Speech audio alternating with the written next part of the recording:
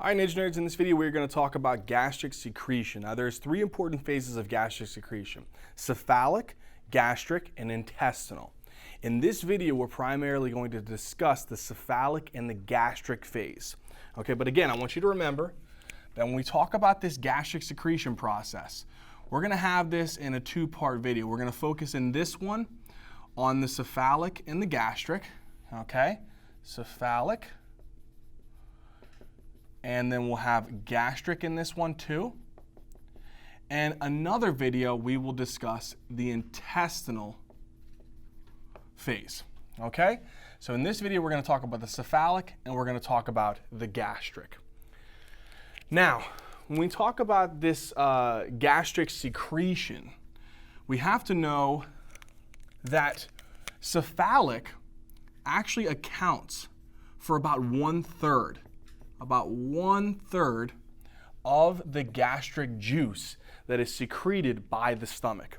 Okay, so out of the gastric secretion secreting the gastric acid, the cephalic phase accounts for 1/3. The gastric phase accounts for the significant 2/3 of the amount. Okay, so this one is going to be the main one for gastric acid secretion. Now, in order for us to talk about these guys, we have to get a little bit of an idea about what are some of the things that can stimulate and inhibit these phases. So let's first do the stimulatory effects. So for the cephalic phase, there is four really important stimuli. One is going to be the site of food.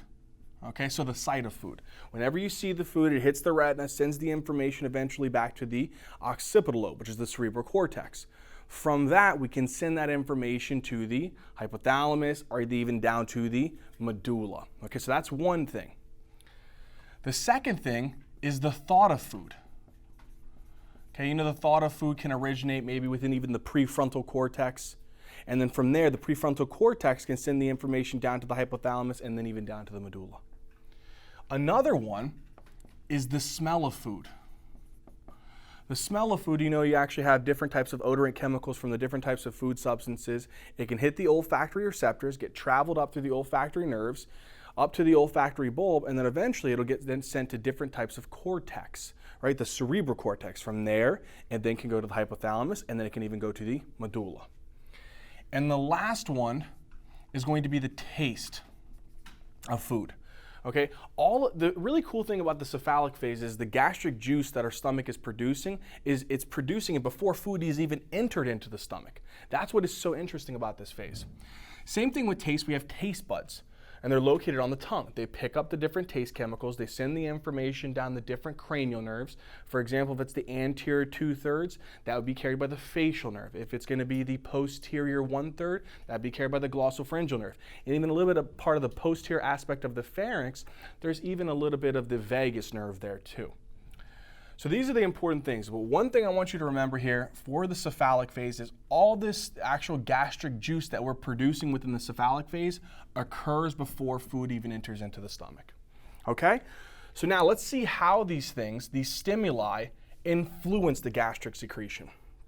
All right, so first off, we say that these certain things can cause stimulation to the cerebral cortex, right? So let's assume that these are some cerebral cortex neurons. From here, the cerebral cortex neurons can then send information down to the hypothalamus. So let's assume right here, this area right here, let's just put here a patch of gray matter here. This patch of gray matter here is called the hypothalamus. From this, the hypothalamus can send these descending axons downwards and come down to a special nucleus located within the medulla. You know in the medulla you have this beautiful purple nucleus. And this beautiful purple nucleus here is called the dorsal nucleus of vagus. So what is this guy here called? I'm going to abbreviate it DNV, dorsal nucleus of vagus. Now, if we stimulate this, guess what's going to happen? The vagus nerve is going to come out here of the medulla, and it's actually going to run out through the jugular foramen, and then eventually it'll come down to the stomach.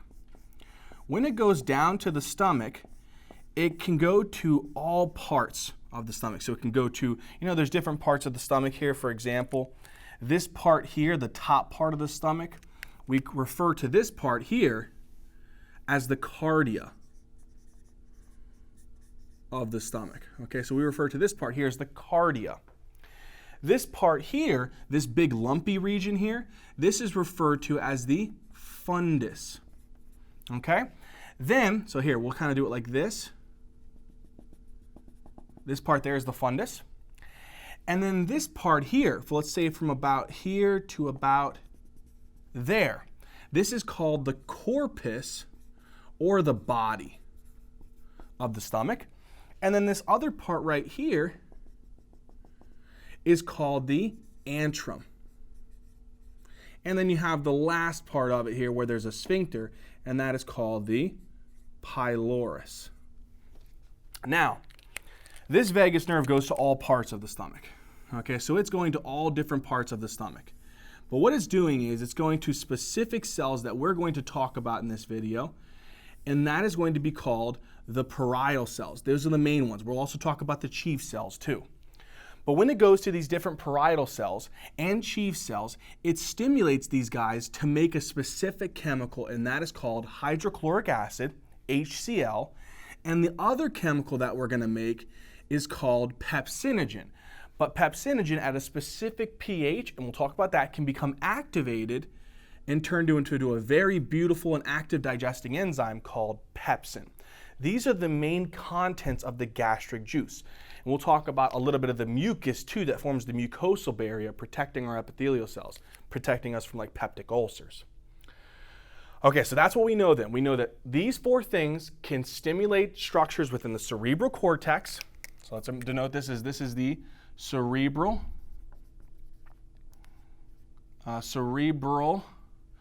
cortex.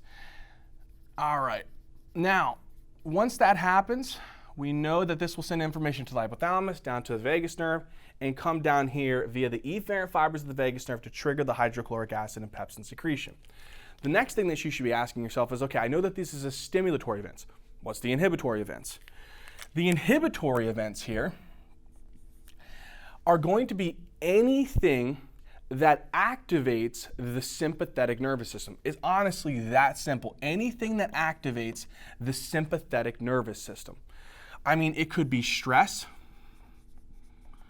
It could be emotional upset.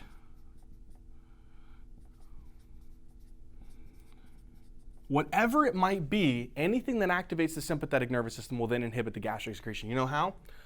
Okay, if we come over here, in the actual spinal cord, anywhere around the area of like T1 to L2, there's these sympathetic fibers, the preganglionic fibers.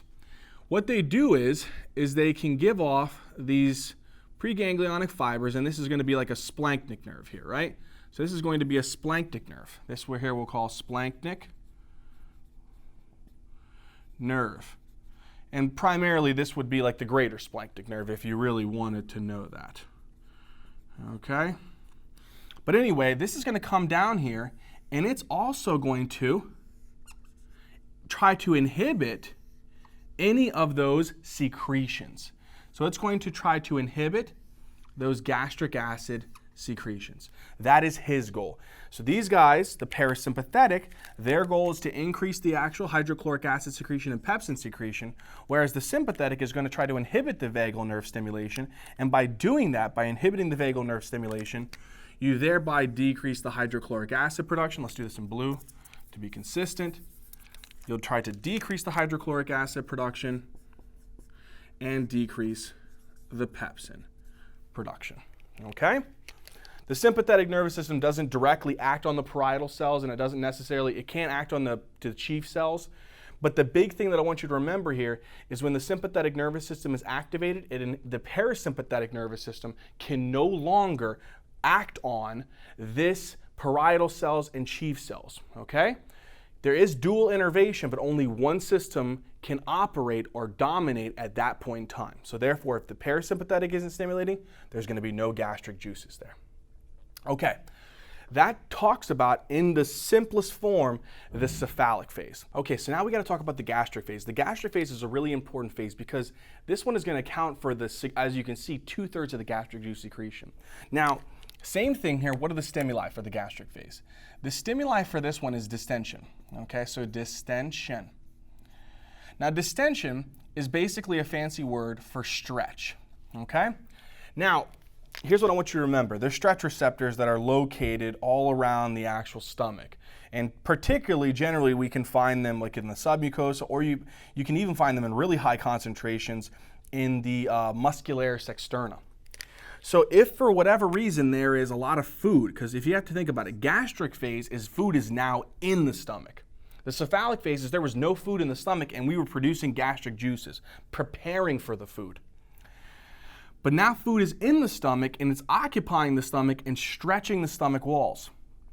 If that happens, we have these stretch receptors, this red neuron here. And what this guy will do is he will come up and look what he can do. He can stimulate the vagus nerve. If he stimulates the vagus nerve, what will the vagus nerve do? It'll trigger the hydrochloric acid production and pepsin secretion. Isn't that so awesome? It should make so much sense, right? So that's one thing. Now here's the cool thing. Usually these stretch receptors are coupled with a specific nerve. You know what that nerve is? This nerve here, this red nerve. This right here is cranial nerve 10. Wait, that's the vagus nerve. But here's the cool thing. This right here, this nerve is the afferent fibers. This is a sensory nerve. So it's sending signals to the central nervous system, while this one is sending messages away from. So this is a efferent signal. But here's what's cool about this. This is a vagovagal reflex. So now another really cool thing is this information, this is called a long reflex arc, right? So going all the way up vagus nerve, coming all the way down vagus nerve, that's a long reflex arc. It doesn't have to be just like that. There's also neurons that are actually located in our submucosa. If you watched our video on the enteric nervous system, you know a little bit more about this. We're not going to go into detail of it. But there is these special neurons here, and it's called the submucosal plexus. And the submucosal plexus can actually stimulate some of these different types of cells, parietal cells, or maybe even the chief cells, and stimulate the hydrochloric acid and the pepsin production. So again, what are these cells right here called? This plexus, they call this the submucosal plexus. It also can innervate another one called the myenteric plexus, but that's going to be for the contractility of the stomach. We're mainly focusing on gastric secretion, but do realize that it can also trigger the motility here. But this right here, look, it didn't go very far. That's a short reflex arc.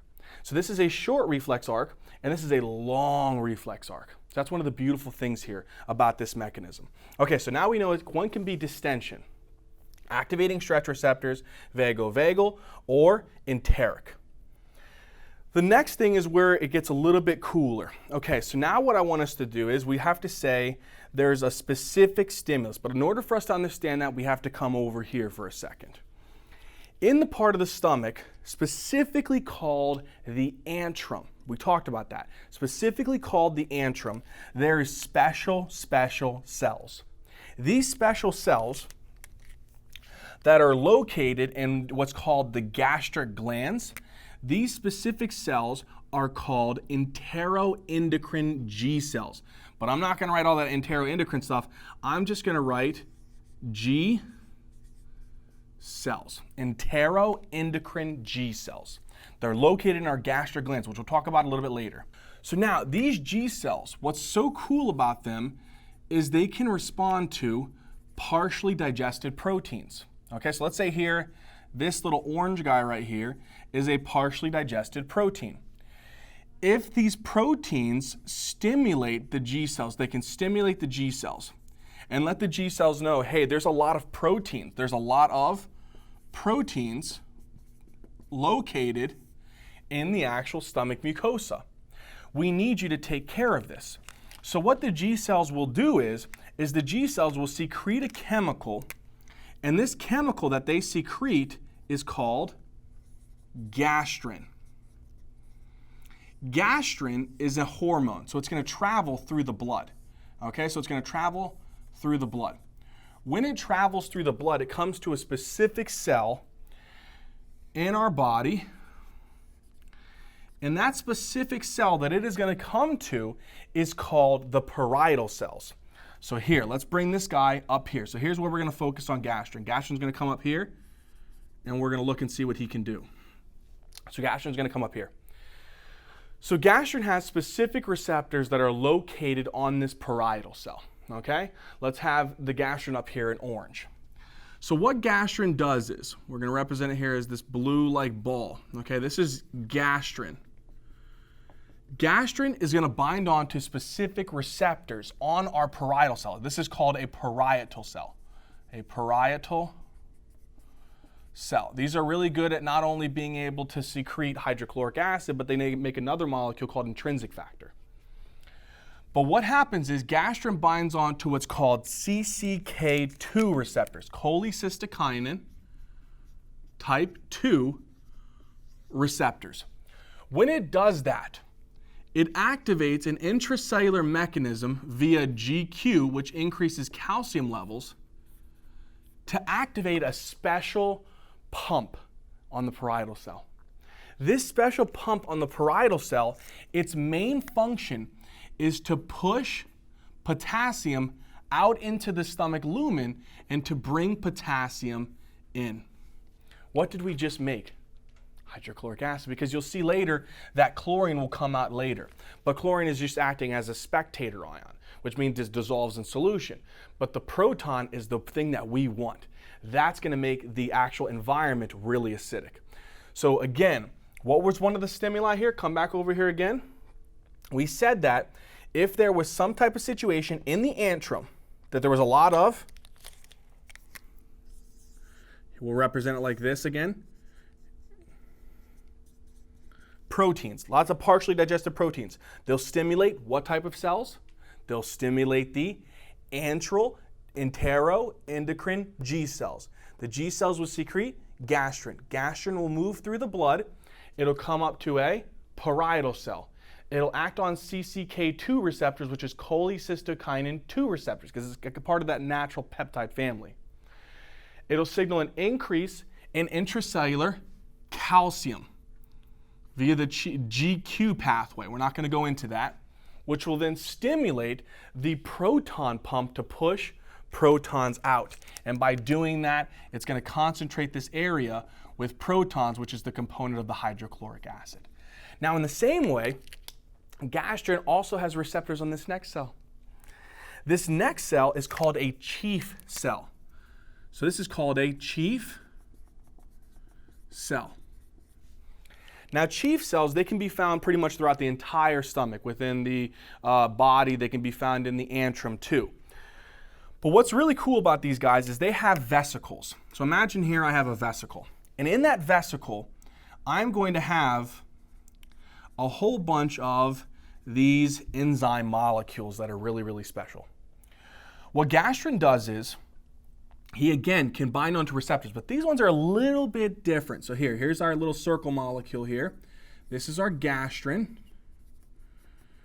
This time, it binds onto what's called CCK1 receptors, which again, still believed to stimulate an increase in calcium levels, which stimulate this vesicle to fuse with the cell membrane. If the vesicle fuses with the cell membrane, it should make this nice little exocytosis-like pocket. And then here's all my pepsin molecules, or specifically pepsinogen molecules. What happens is pepsinogen can be converted to another molecule called pepsin, its active form. This is the active proteolytic enzyme, meaning it breaks down proteins. This is the inactive form. Question is, how in the heck do we get pepsinogen to pepsin? On the N-terminal peptide, on the N-terminus, there's a specific sequence that when in the proper concentration of protons, within the proper pH, particularly optimally around 1.8 to 3.5, a pH around this area. If there's a lot of protons, this will stimulate the conversion of pepsinogen into pepsin. So it's necessary. We need hydrochloric acid to activate this enzyme. So it's so cool. So now what we should have in this area is we should have a lot of pepsin, and we should have a lot of hydrochloric acid. And what was the initial stimulus for this? The initial stimulus for this was partially digested proteins. Now the reason why it's proteins is because this is actually indirectly related to pH. It's directly related to pH. Now here's why. So we can say it's related to. Here's what I mean. Proteins are buffers, okay? So they have different sequences. So like for example, if I look at this protein here, I kind of string it out a little bit here. And here's like, again, here's my N terminus. Here's my C terminus. There's amino acids that can actually they have negative charges. Like, for example, glutamic acid or aspartic acid. They can tie up some of those protons. And by tying up some of those protons, there might have been a lot of protons in the vicinity, but if you get a lot of proteins, you tie up those protons, what happens to the pH? Well, the pH was initially low. We can initially say that the pH was low, which means that there's a lot of protons. This is completely the same thing. If I get a lot of proteins though, if there is a lot of proteins, guess what happens? Having a lot of proteins will then shift the pH to what? It'll increase the pH, which means that there is less protons. Here's why this is important for Gastrin. What was one of the things that Gastrin did? It made pepsin. Well, pepsin is dependent upon this pH range. If you go greater than 3.5, if you go greater than 3.5, it is going to inhibit the conversion of pepsinogen to pepsin. That is why this is so significant. So the G cells can pick up protein concentration, but technically that protein concentration is related to the concentration of the proton molecules, which is related to the pH of the gastric acid. So that's a really important point to get there. Next thing I want you to understand, this thing is the same exact point here. So if we said that this was an inhibitory situation in cephalic, it's going to be inhibitory in gastric. So I want you to remember that the sympathetic nervous system is going to be the primary inhibitor here because it's going to inhibit the parasympathetic nervous system from stimulating hydrochloric acid release and pepsinogen release. And again, this could be due to stress. It even could be due to depression. It could be due to anxiety, or it could be due to any type of emotional situation that activates the sympathetic nervous system. Okay, so that covers that part for these two phases. But there's one more really strong inhibitor here. Really, really strong inhibitor that we have to mention here. Let me put it in purple here. And this is going to be a molecule called somatostatin. Now, somatostatin, we have to know what his stimulus is. And his stimulus is really, really low pH, which again, the same thing is I could write it as high amounts of protons. Same thing. Before I do this though, I want to take a little bit of time here to explain what is the mechanism that the parietal cell is undergoing to make the hydrochloric acid, because that's necessary. We should at least understand that first before we start talking about the somatostatin. So in a parietal cell, okay, this is a parietal cell that we'll focus on a little bit too. This is another parietal cell. Okay, so I'm just taking two parietal cells. Okay, now let's get rid of this nucleus here. Parietal cells have a whole bunch of different proteins on them. But one of the big things about the parietal cells is that they have a lot of mitochondria. A ton of mitochondria. And because they have a ton of mitochondria, they're going to be pretty oxygen dependent. But as a result of cellular respiration, what is something that you get as a result of cellular respiration? You get a lot of CO2. So one of the molecules that is a result of the cellular respiration process is CO2. If you take CO2 and you combine it with water, in the presence of an enzyme called carbonic anhydrase, so I'll put Ca. What do you get? H2CO3. Now here's where it gets cool. H2CO3 dissociates into protons and bicarbonate. So you get these two molecules here. Guess where that proton's going? Right there to that proton pump.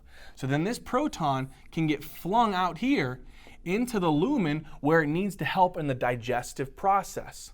So the next thing is this bicarbonate's really cool because you know what we're going to do with that bicarbonate? We're going to push it out here because out here you're going to have some blood vessels too. So we'll just have a small little tiny blood vessel right here. Here's a tiny little blood vessel.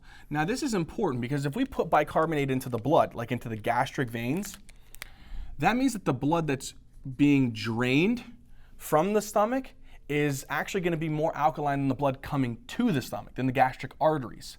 So this right here where the bicarbonate is coming back through these, let's say that this is actually going to be called this right here. We're going to say this is a gastric vein. Okay? Ignore the part that it's actually red. I just want you to understand that this is a gastric vein. The blood that's leaving the stomach is more alkaline than the blood coming to it.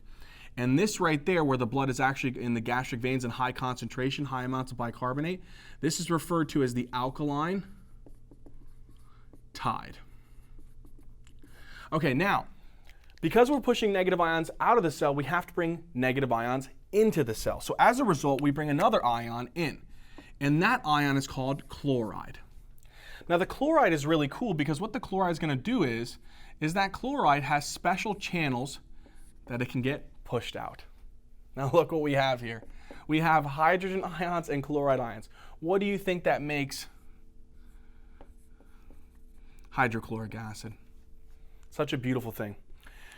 Okay, but here's the thing. This proton, when we push it out here, we need something that's going to help it.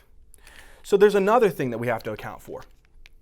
On the cell membrane, on pretty much every cell in the entire body, you have these things called sodium-potassium ATPases. And what they're doing is they're constantly pumping sodium, right? They're pumping sodium out of the cell, and then they're pumping potassium into the cell.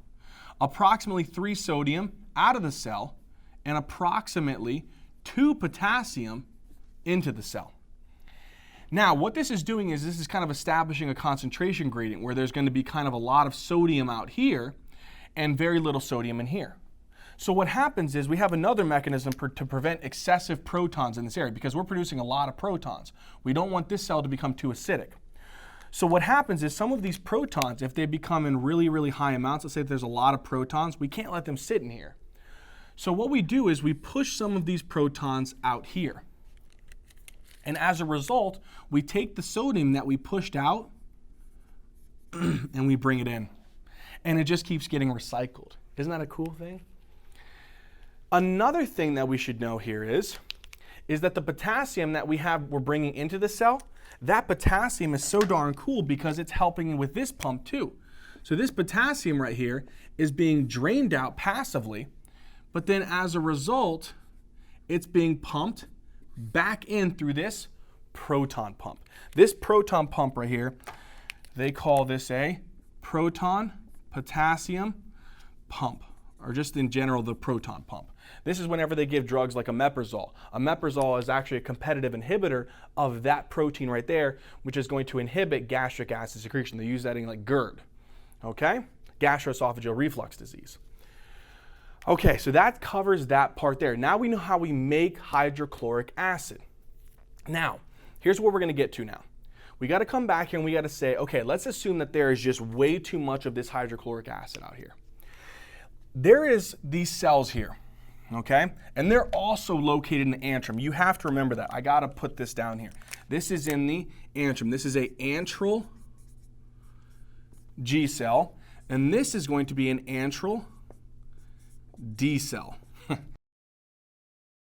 Okay, so if there's a lot of protons, we said. Okay, so we said that the stimulus is a high intraluminal, which is just saying that there's a lot of protons in the lumen of the stomach. There's a lot of protons out here. This antral D cell can taste the protons. It's a chemoreceptor, so it has the ability to pick up on the concentration of this protons. And then as a result, it secretes a chemical out into the blood. It's also a hormone. This is called somatostatin. So it responds to this high proton concentration. From here, he is going to come out of the blood and act on paracrine, meaning nearby cells, act on this receptor. This is called a somatostatin receptor. When it does that, it inhibits the G cells from releasing gastrin. Now you got to go back and say, okay, what happens if we don't release gastrin? Well, gastrin was responsible for stimulating pepsin secretion, and it was also responsible for stimulating proton secretion. That makes so much sense because the stimulus was high proton concentration. We just lowered it. So that's one cool mechanism there. Okay, now you guys notice here that these G cells and these D cells, they have receptors on them that we haven't quite covered yet. That is where I want to talk about this vagus nerve a little bit more, because the vagus nerve can innervate so many different structures in this area. So the vagus nerve can act directly on the antral D cells and the antral G cells. So if the vagus nerve secretes acetylcholine that acts on these antral D cells, it will inhibit the antral D cells from releasing somatostatin, because if you remember, acetylcholine was from the parasympathetic nervous system. It's being released by all of these fibers here, these purple fibers from the vagus nerve. And that wants to cause gastric acid secretion. So we don't want the somatostatin to inhibit that process. So acetylcholine will inhibit the antral D cells. Another thing is gastrin. Gastrin, when he's secreted, you saw how he was secreted right here in response to proteins. Well, guess what else he can do? He can come over here and he can tell this right here. So look, now gastrin can inhibit the D cells from releasing somatostatin. So that's what's so darn cool here. In the same way, remember, antral G cells, we want them to go and actually cause pepsin secretion and hydrochloric acid secretion. So this receptor here, this must be for acetylcholine too, but acetylcholine is going to want to stimulate this. Stimulating it will result in more gastrin results in more pepsin and more hydrochloric acid secretion. Really quickly, this is an M3 receptor, and this is an M3 receptor.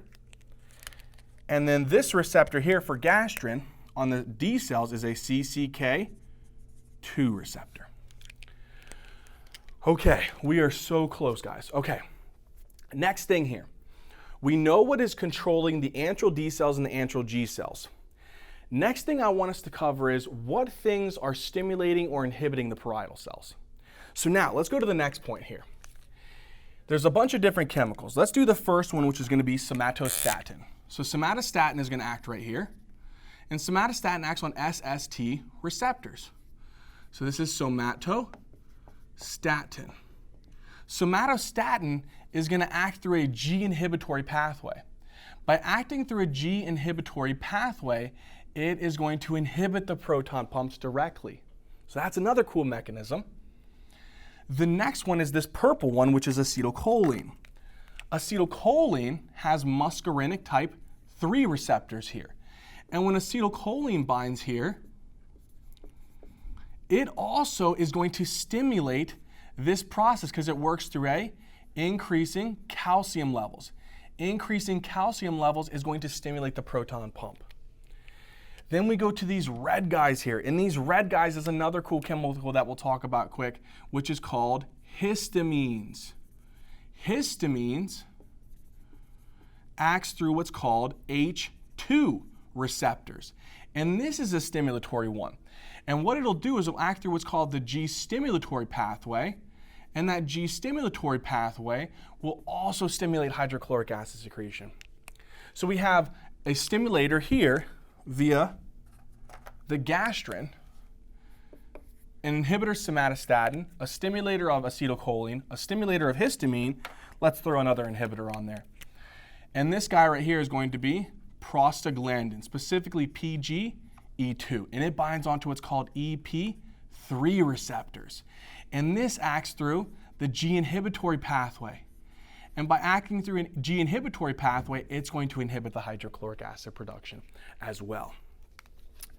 Same thing with the chief cell. Let's talk about what things can actually stimulate or inhibit the chief cell. Gastrin we know is one. Same thing is going to be, we have histamines. So histamines also have the ability to act through what's called H2 receptors.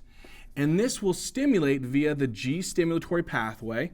This will stimulate the increased release of pepsinogen. The next one is going to be acetylcholine, which can act through M3 receptors. And if acetylcholine acts through this, it's going to increase the intracellular concentration of calcium. And that will stimulate the pepsinogen secretion. And the last one here is going to be another molecule, and this is going to be a very interesting one that we'll talk about in the intestinal phase. I just want you to trust me for right now, but this is called secretin. And secretin, you'll know that it's secreted from the S cells in the duodenum in response to very, very acidic chyme or fatty chyme. And what it'll do is it'll also stimulate through unknown mechanisms the release of pepsin. Okay, one more thing. Coming over here, we have two more cells. This is the significant one. So this right here, this cell here is called an enterochromaffin-like cell. So I'm going to put ECL cell. Now, here's the cool thing about the enterochromaffin cells. They can be stimulated by other chemicals. One of the chemicals is they can be stimulated by acetylcholine. So it's going to have M3 receptors for acetylcholine. That's going to stimulate this cell to release a very special chemical. We'll talk about that in a second. Another one is it can respond to what's called somatostatin. I'm going to put SST. But somatostatin wants to inhibit the release of this chemical that we'll talk about in just a second again. And one more. This next one here is called gastrin. And gastrin will stimulate this ECL cell to release what chemical? That chemical that this cell is going to secrete is called histamines. And this histamines that are secreted, what can they do? They can stimulate hydrochloric acid through this indirect mechanism, and they can stimulate pepsinogen secretion through this indirect mechanism. And the last thing is, remember the somatostatin? That somatostatin right there doesn't come from the antral D cells. It comes from this one, which is in the corpus. This is, again, another D cell, but this is in the corpus, or the body. All of this right here, the parietal cells, the chief cells, the D cells, the ECL cells, all of these cells, we're talking about specific with the corpus or body of the stomach. This actual receptor here is a M3 receptor. This D cell here is only specifically sensitive to acetylcholine. And again, since we've seen it all the time, acetylcholine, when it acts on this M3 receptor of a D cell, it inhibits the D cells. If it inhibits the D cells, it inhibits the release of somatostatin. If you inhibit the release of somatostatin, you render this ECL cell, you prevent it from being inhibited, which stimulates the histamine release. Okay? Such a beautiful thing. One last thing that I want to mention before we finish off here is this acetylcholine that's binding onto the antral G cells. It's technically another molecule. We say that this molecule, I want to make sure that I actually clarify this and revise this. It acts the same way, but this chemical is called GRP. gastrin releasing peptide. Another name for it is called bombesin. So I just wanted to modify that right there and just say that again, the chemicals that are being released from the vagus nerve. But the chemical is called GRP, gastrin releasing peptide, or bombesin, which will stimulate the gastrin release. Okay, now to finish off, really quick, we're not going to talk a lot about it in detail. We'll talk about it more in the intestinal phase because that's where it's more relative. But this hydrochloric acid and this pepsin is so corrosive, it could damage our own epithelial cells. It could digest the stomach itself. What protects us from having that corrosive hydrochloric acid and that proteolytic enzyme pepsin? One of the big things, and like I said, we'll talk about it in another video, specifically in the intestinal phase, is there's these actual cells. And these cells are mucus cells. And there's two main types here. One is there's these things called foveolar cells. And these are going to be these green ones here. And these blue ones here are called mucus neck cells. And again, over here, let's just say this, mucus neck cells.